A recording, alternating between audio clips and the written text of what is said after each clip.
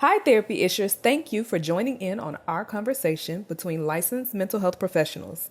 This is not meant to substitute a relationship with a licensed mental health professional. Should you become triggered or begin experiencing a mental health crisis, please go to your nearest mental health hospital, emergency room, or dial 911 or 988. And always remember, we are human first and therapist second. Follow us on Instagram, Twitter, Facebook, TikTok, and subscribe to our YouTube channel using the handle @Crave Counseling. This is Therapy-ish.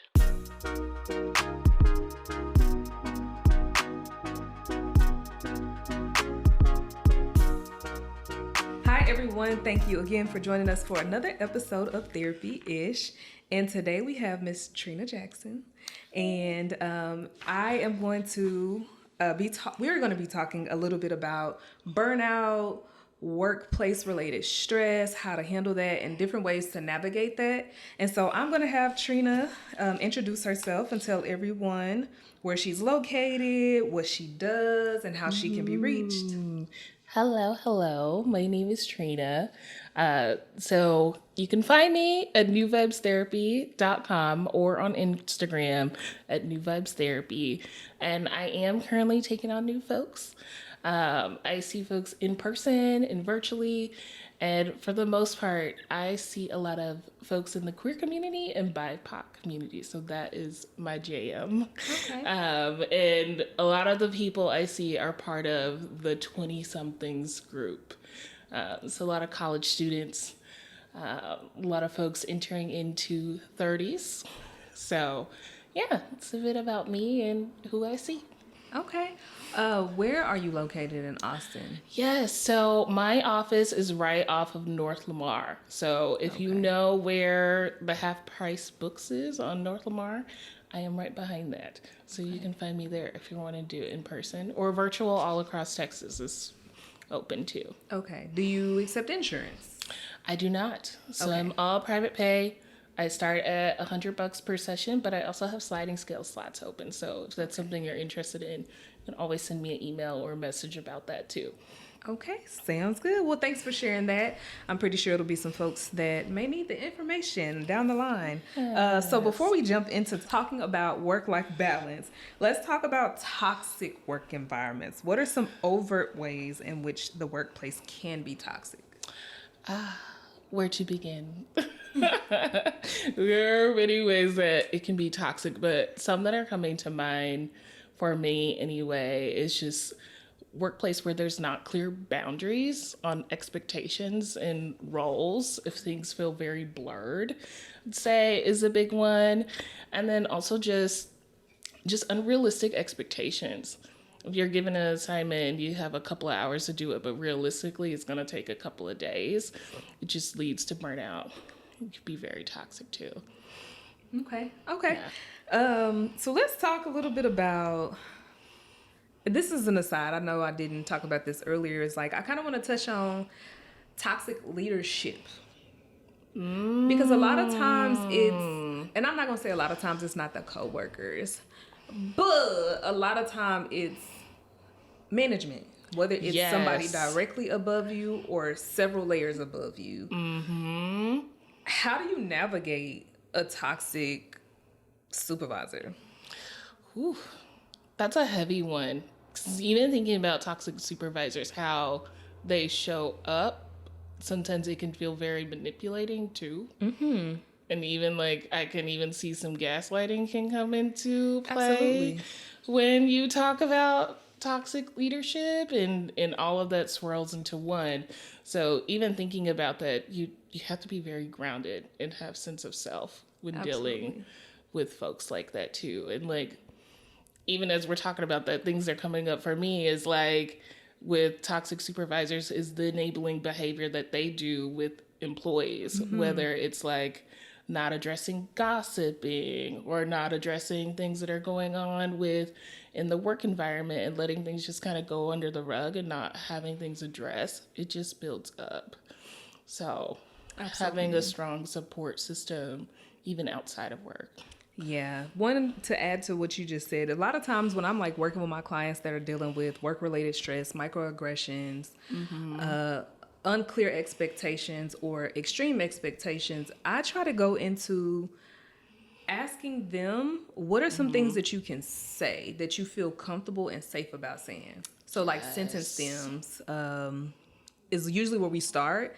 So a lot of times it's like, did you ask for clarification? Well, they always shut me down, and it's just like, okay, well, let's talk about ways you can ask for clarification, because you may be asking something, but you may not be saying, like, for example, let's say a microaggressive situation.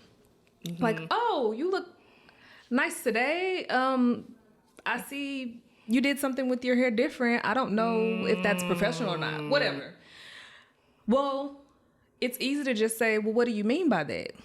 Yeah. That's not aggressive. And I know, you know, I'm touching on treading water when I talk about aggression and workplace, depending on your race and your culture.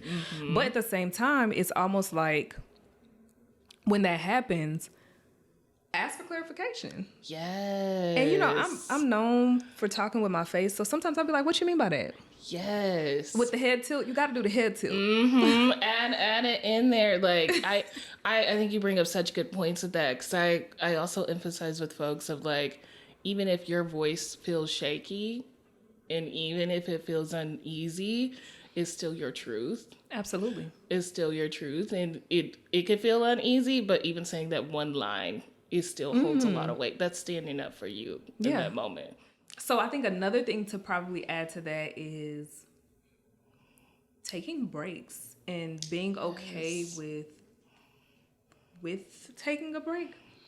I get a lot of clients that's like, well, my coworkers need me, but I am overwhelmed, I'm swamped, I'm all of the things in between.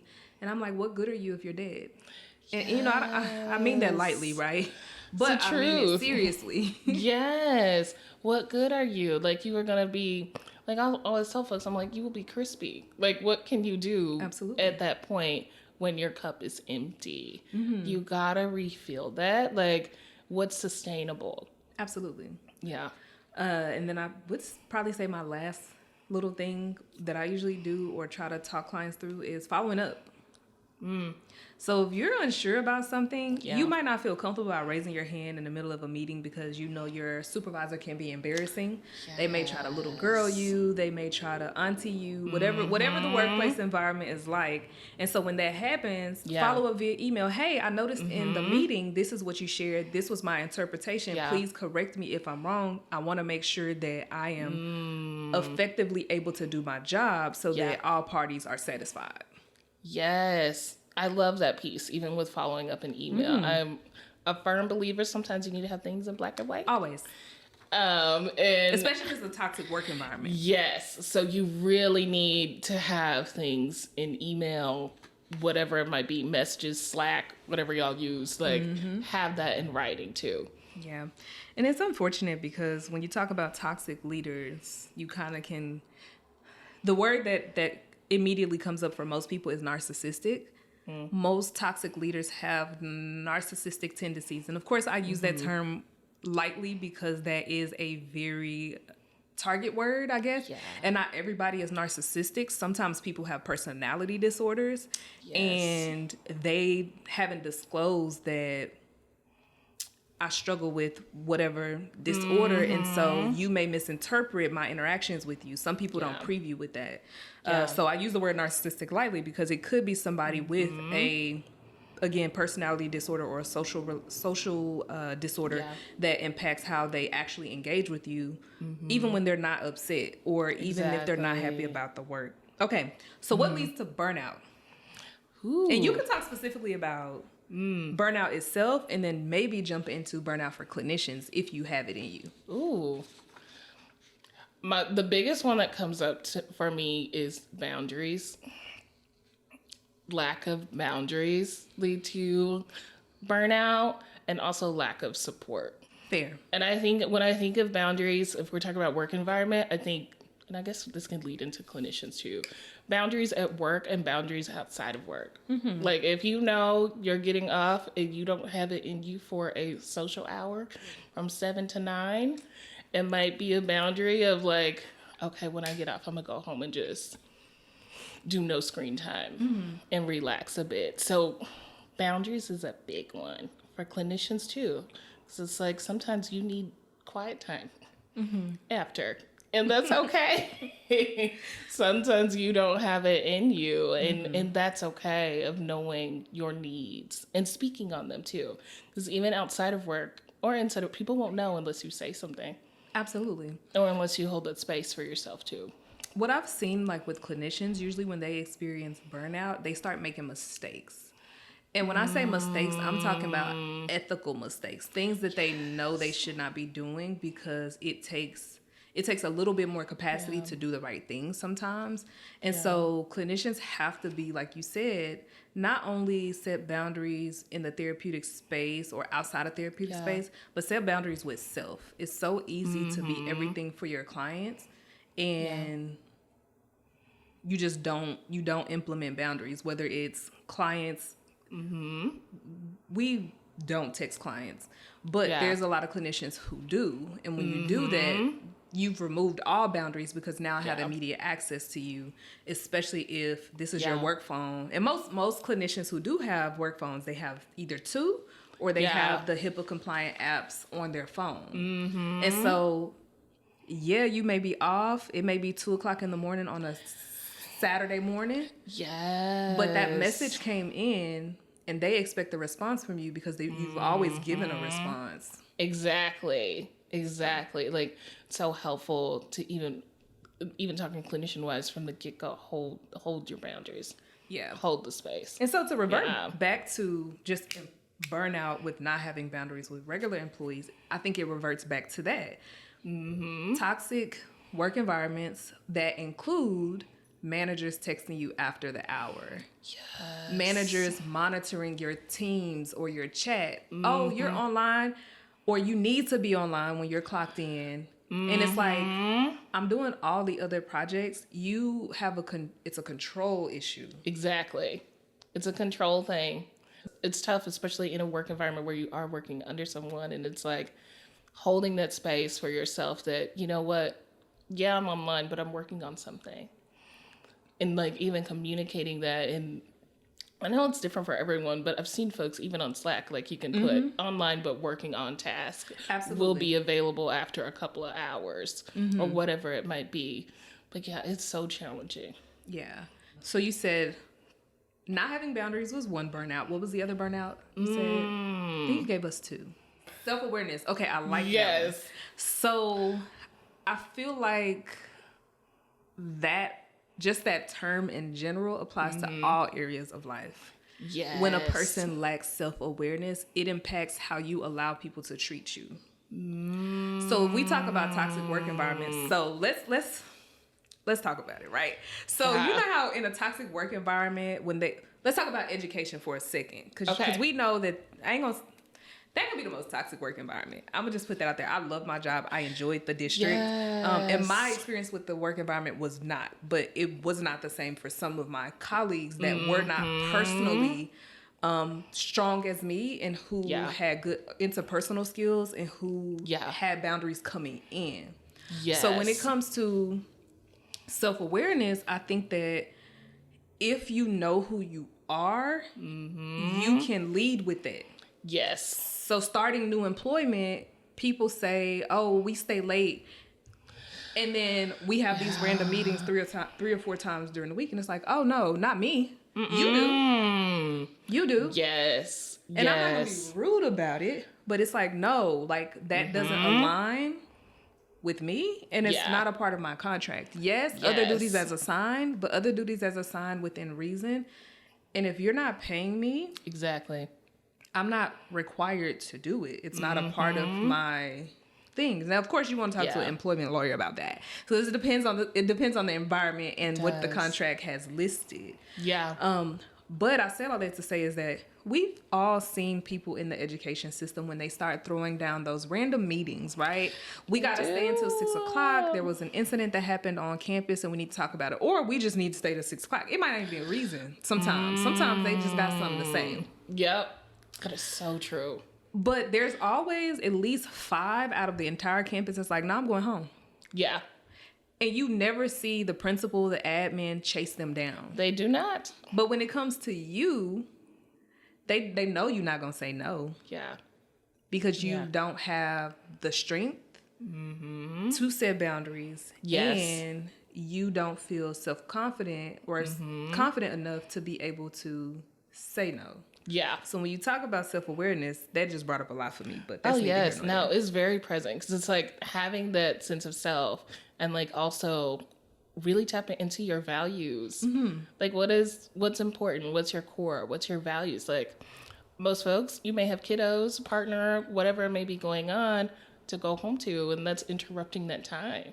Like, and then from that, resentment kicks in about job, about employment. So it's really just holding that space and sitting with self of what is important to you.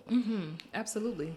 And again, always lead with it. If you know, certain things don't sit well with you in a work environment, address it the first time. And it's not about being aggressive. I don't know why I'm going to that term. I guess because as a Black woman, that's usually the term that's used. But it's about saying, hey, like, that didn't feel safe to me. Yes. This is what works for me. Is that something we can agree to disagree on and keep it moving? Or again, just going into the environment saying, hey, I like leaving on time. There you go. Yeah. I start on time, I end on time. Yes. So lead with that. Letting people know that when you first walk through the door. Exactly. Yes. Set the tone. Set the tone. and again, it's all about making space in the work environment. Yeah. Because if you come in and you don't make space, people don't know you exist, and they're going to give you every single label, ideal, model, whatever they want to give to you in that work environment. So, okay, so how does burnout show up in mental health? Yes. You can see it start to trickle pretty quickly. Like, I know one with folks that I see that they mention quite often is sleep. Their sleep patterns get thrown off. They're feeling more irritable. Inner critic is loud, too, because expectations are unrealistic. So what do? We internalize that. So inner critic gets really loud. We've been seeing with some folks digestive issues, anxiety. Like it shows up in so many ways. And typically you can start to trace it back of when it started and how it continues to grow, too. Absolutely. And then sometimes good stress can lead to negative impacts on your body, and then bad stress can. Not saying that there's a such thing as too much good stress. It's just a matter of it could be good stress, but it could be tearing you down because it's so good that you've started to become overwhelmed. Like let's say, again, most coaches are passionate about their job, or people who serve in roles of purpose are typically passionate about their jobs, and they actually enjoy it, especially if they have a pretty decent environment, or even if it's toxic, but they've been able to make space and hold boundaries. It's like, I really enjoy these kids. I love being here. And it's just like, but you also need to take a weekend off. I understand you enjoy this, but at some point you have to rest. Exactly. So that's what I mean by good stress. It's like you need to breathe.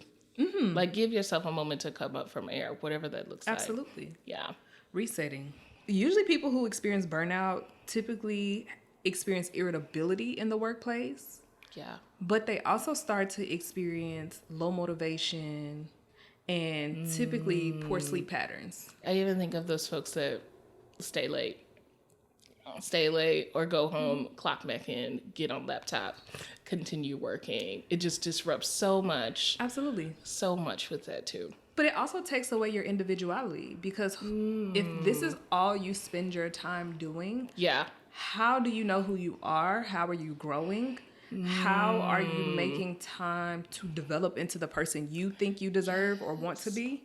So it's like, if you're at work 16 hours, you clock out like you said, and you clock back in. You're going to sleep thinking about work. You're waking up thinking about work. There's no middle ground. And then if you're working from home and you're working 16 hours straight, you done went from the living room to the bedroom to the office to the kitchen.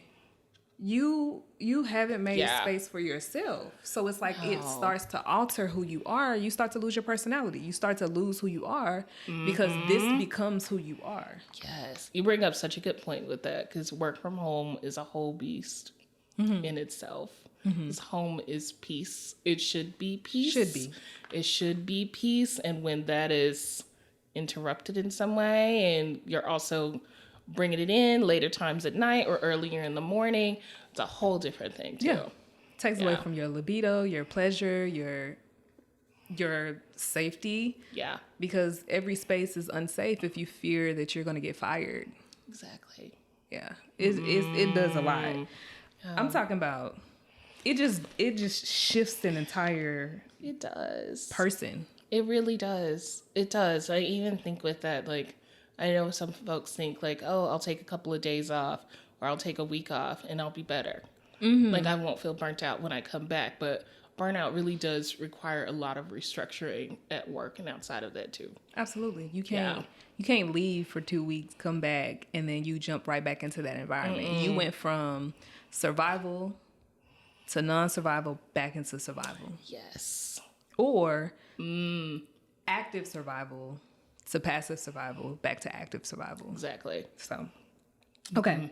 So, what are some coping skills that can be implemented while at work when experiencing burnout? Some of the biggest ones that I throw out there and suggest is sunlight.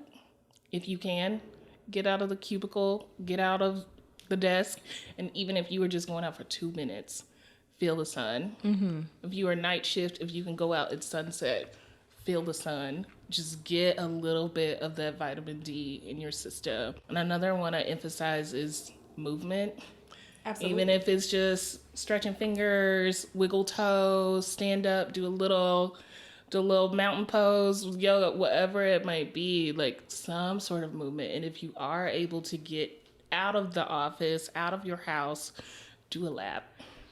Absolutely. Move the body just for a moment. And even on lunch breaks, another one I throw out there is limiting screen time. Scrolling on phone. It's so hard. It's so hard. 5 minutes. That is it. 5 minutes. Doodle a little bit. Draw if you can. But just 5 minutes of just intentional breath time. One thing I think about when we talk about coping skills is going to go sit in your car. That is the best nap you could possibly experience in your life, especially if you're at a physical work location. Yes. Because one, it allows you to hold boundaries. Like, you can really like your coworkers, but you also need to reset, especially if you go from computer to now you're dealing with these coworkers that are draining, and you're like, oh, they done blew my lunch. I don't want to. That just messed up my whole day. Like, I was in a decent mood. So taking time to, like, literally just go to the car. When your coworkers are like, hey, you want to eat lunch with us? Oh, no, I'm going to go to the car. I'll see y'all after lunch. Yes. Take your time. Take your nap. If you need to, put on a little music, whatever you need to, and just have that moment for you. Even if it is 30-minute lunch, hour lunch, whatever you get. And people won't feel no ways about it. Yeah. Like, they're going to respect it because that's who you are. That's the level of awareness you brought into the room. And I think a lot of people struggle with what they think people think about them. Yeah. So it's like, oh, my coworkers don't like me. My boss doesn't like me. They're always watching me. And it's like, you can watch me go to the car. Yeah.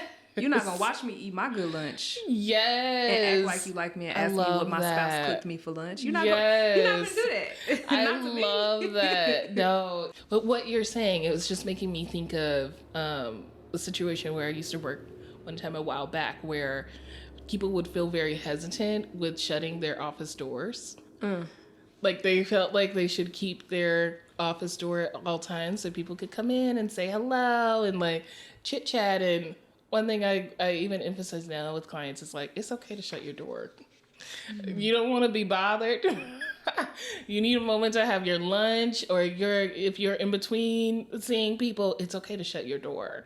It's hard if you don't have good again, good interpersonal skills Yeah. to set that specific boundary in your workplace. And if you haven't led with that. Yeah. Because again, this is going to sound so bad. I had my students trained. They knew what time to come by the office, what time not to come by the office. Yes. Same with the staff that I used to work with at the time. And again, it wasn't about I didn't want to spend time with them. It was like, okay, I have the capacity to complete this amount of work in 2 hours. Yeah. I can be social the next 6 hours, but the 2 hours that I have set apart, this needs to be the thing. It's your time. And so the kids will be like, oh, I know when to come by. She in there working. I know this is how her day goes. This is a cycle. Although in the school system, not every day is the same. That's very true. But because I've had a healthy relationship with kids, I was able to set that as a school counselor. I would come in like an hour early, go to my office, do some work. Because I don't like talking to people when I first get to work. I feel like I have to have the capacity or I have to set aside the time for that. And then I would go to the gym, go to the cafeteria, sit, have breakfast with the kids, walk around, mix and mingle with the teachers, check in with some teachers. Hey, how do you feel about having this kid back today? Whatever. Yeah. And then I would go to the office and work for like 2 or 3 hours straight. But I done already did my check-ins. I done already checked in with these people. So I'm good on that. And then at the end of the day, it was like I was able to do 8 hours worth of work in 3 or 4 because the boundaries are there. And I'm not burned out and I'm going home. And what happens at this school stays at this school. There you go. So, so that's fair. But coping skills, again, like you mentioned, was closing the door. Again, if you lead with that, you can. Yes. But if you do not, like, your affect is so important in how you present. Because you can say, oh, like, I enjoy people. But if I can't read you and you close the door, I'm going to feel some type of way. And of course, feelings are not for work. Yeah. But it creates the environment because you didn't lead with your barriers. You just came in and we had to figure it out. There you go. Teach me. Teach me. Read, and if you didn't start that way, roll it back. Exactly. Yeah, that's such a good point too. Like we have the sense to pause and set boundaries at any time too. So even if it's something that hasn't been established from the get-go, you can still work in your boundaries. And don't let it get too toxic, because once it gets too toxic, the first thing that people do is I quit. And it's just like, no. If it gets that toxic, go on leave.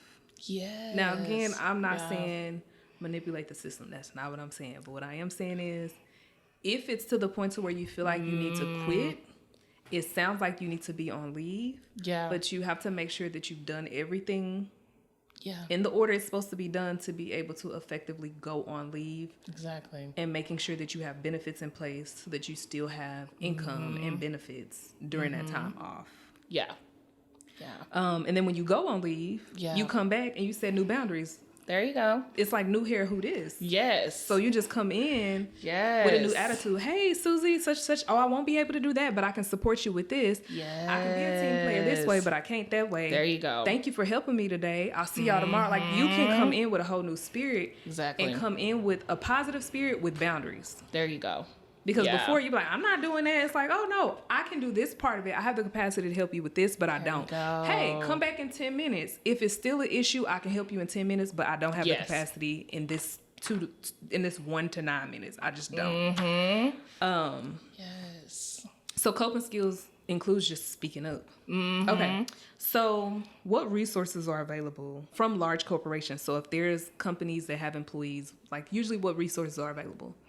The biggest ones coming to mind for me is like the EAP, so the employee assistance programs that are in place, where therapy services and just like mental health resources. That is a big one that I feel like a lot of people don't take advantage of. And then also, I know with some health insurance, therapy isn't fully covered, but there also are the FSA and the HSA cards that could be used for mental health services too. So just putting that out there, checking with HR, checking with your company, because there are programs, they do have benefits that you can use for mental health resources too. Yeah. Like there's a lot of people who work at companies like McDonald's and they be stressed out. Starbucks, they stressed out. Yeah. They won't even go get therapy, and it's like, now that big old corporation, they got some benefits for you. They have it. They have some benefits. They really do. A lot of them, they have it. It is there. Like, I will even check in with folks and like, do you have a FSA card? Mm-hmm. Do you have do they have any of those benefits? Because a lot of them do. But I do think corporations need to advocate more regarding those. So usually it's like a flyer on the wall in the break room. Usually, like for companies like, again, Starbucks and McDonald's, there is no work area where there's official training. Yeah. Usually, depending on your role. You just come in and it's like you're on the floor. So who's sitting down with you and going through all of the benefit options available to you? So again, I'm not saying that they don't do it. I don't know how they do it. Of course, I've never worked for these organizations, but it's something to think about. Like, I think corporations have to be more adamant about that and shift how they do management. Exactly. I agree, because I don't think it's emphasized on as well as it could be. Just a whole systematic thing in itself, but it's not, and it's there. It's a free resource that is, money's going to it. You have access to it. Some people can even get some free sessions with it. Like, I'm glad you said, and there's money going towards it. Yeah, it's your money. I don't. I don't know if it's their money, but I will say organizations set aside a budget for that. So if you don't use it, this organization has paid this EAP company. Usually they prepay, and they don't get the money back. They pay like a certain amount per employee per month. They don't get the money back. So it's like, y'all have these services, and sometimes it's not just counseling. Sometimes it's coaching. Sometimes it's whether it's financial coaching, some have fitness, wellness coaching. They do. And, some of the other types of coaching, marriage coaching, parent-child coaching. It's like, okay, work if it's stressful, or if it's not stressful, still use the EAP benefits for personal life if that's the part of your life that's stressful. They even have they just have so many benefits available to people that people don't really realize. I remember I was at the store recently, and the person who was checking me out, they was just like, oh, I'm so sorry. And she's like, as you can tell, I'm very, very anxious. I'm like, and I wasn't trying to be a therapist in that moment. I promise I wasn't. And I truly wasn't. But I was like, your job has EAP benefits. You should probably talk to HR. I said, that's not me telling you need therapy, but that's just, you should not be apologizing to me as a customer. You didn't hurt me. You didn't do nothing wrong to me. You just bagged it and you missed my finger. Or I don't even think it was something like that. I think it literally, she was just apologizing, and I couldn't figure out why she was apologizing. And I was like, no, it's okay. Take your time, slow down, get comfortable, do what you need to do. I ain't got nothing but time. Yes. And so she's like, I'm so sorry. I'm just a very anxious person. And I just was like, and then eventually they had shared, they had been in therapy in the past and they didn't know they get free sessions. I'm like, call HR and ask. I ain't gonna hold you to that, but 9 times out of 10, you probably have free therapy sessions. Just call. Yeah, it's out there. It really is. It's out there, and it is upsetting that it's not emphasized on, and that with a lot of big companies, they don't push it. Absolutely. Or even do refreshers on that, but for a lot of them, it's out there. Even to just check in with HR, see what's available. Like, I know there was one situation with someone I know. They found out that they were doing like group yoga classes. Like, that's a thing too with big corporations. But they also be having it's some companies that have memberships with the YMCA corporations. Yes. The YMCA got a pool. Let's start there. Yes. Let's start there. And that's the perfect way to separate yourself from technology, from others. You can't talk in a pool. I mean, unless you're there with somebody, but you can't scroll social media and be in the pool doing laps at the same time. Exactly. In the moment. Water's very healing too. In the moment. And it's very sensory related. It causes you to think about, how am I breathing? Because you got to think about how you're breathing when you're swimming. Unless you've been swimming for so long and it's become second nature. You have to pay attention to proximity. How There you close am I go. to the wall? Am I gonna hit my head? You got to think about, is this water cold? When you first, it literally Yes. activates all five senses. It does. I have water in my ears, so now I gotta, get it. Yes. I got chlorine in my eye. Like every single sense, you smell it. Yes. It activates every single sensory part of your body that is impacted when you're stressed out. Exactly. All that mindfulness wrapped in one. All No. wrapped in one. But again, I'm a swimmer, so that's the only reason I that. say that. It's out there, y'all. It is. It's out there. Okay, so we're at the last question. How can people advocate as a collective for balance in the workplace? Yes. What's coming to mind is speak on it. Almost so like there's a sense of there can be shame around burnout, or even like just a bundle of like shame of like you shouldn't be burnt out, be the good employee, get the work done. Like just there's a lot of shame about that. Stop shifting jobs. Yes, stick with it. Just go a little harder. Like just there's a lot that can come from that. And I even think speaking on it, like breaking that stigma of like, yeah, it's really tough right now. Like we're being worked really hard right now. Even bringing awareness and speaking on it, it's a big piece to start with. Absolutely. Speaking up, like one thing I think I enjoy the most about what nurses do is always somebody nurse on strike. Yes.